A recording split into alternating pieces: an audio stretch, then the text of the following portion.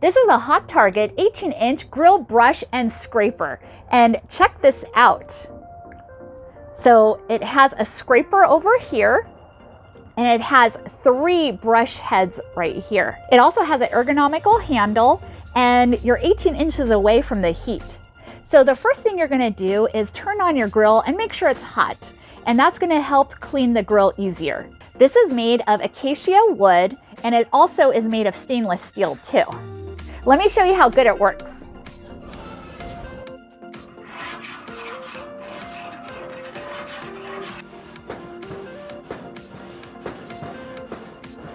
Wow, this worked really great. Now we're gonna put it in hot soapy water so it cleans off. This would make a great gift for any barbecuer in your life, or just to buy for yourself. I was sent this from Hot Target for me to evaluate and to give my opinion. And I truly like it, and I know you will too. Thank you so much for watching, and hope you found this video helpful.